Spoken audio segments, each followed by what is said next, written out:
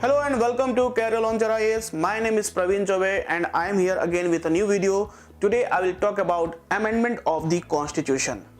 So like any written constitution of the world, our Indian Constitution have also the same procedure for amendment of its procedure. We can say that our Indian Constitution is not as much rigid as in the example of British Constitution, or not as much flexible as in given to the US Constitution. So we can say the procedure for the amendment of Constitution of our country is synthesis of both.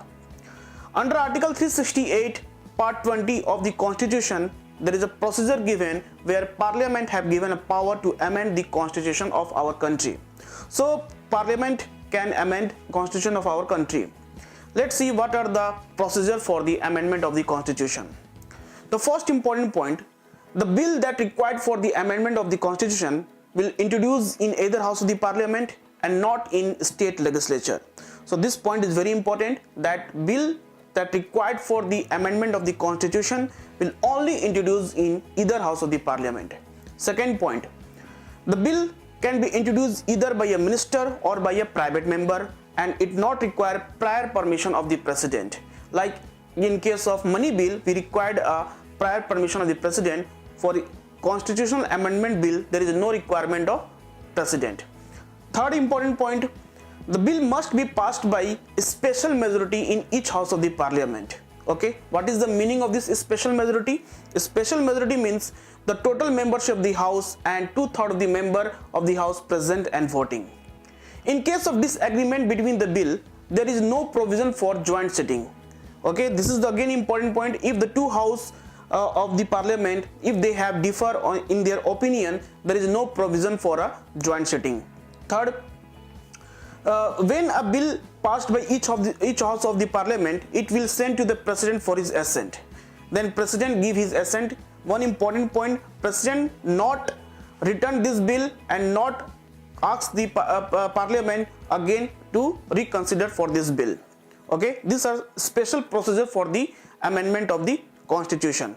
Now let's talk about how many types of amendment given in our Constitution. So basically under Article 368 of the Constitution, there are two types of amendment. One, a special majority of the House. Second, a special majority of the House plus half of the state legislature rectification in case of their necessary.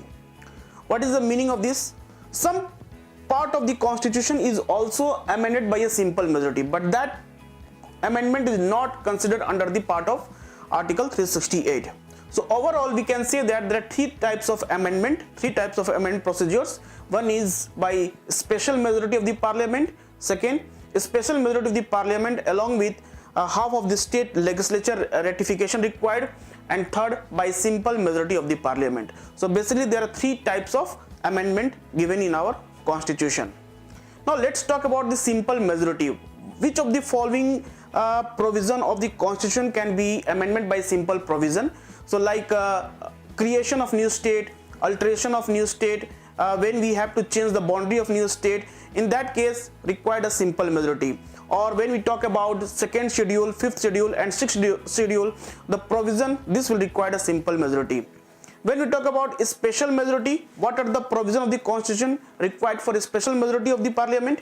So like if the case arises for the amendment of the fundamental right, if case arises for the amendment of the directive principle of state policy. And we know there is a third procedure, like a special majority of the Parliament plus half of the state legislature ratification is required. So in this case, if the question is arises about the power of Supreme Court, High Court, like recently we had added a new amendment body in our Constitution, that is Good and Service Tax Council. So this type of things required a special majority of the Parliament along with ratification of half of the state legislature.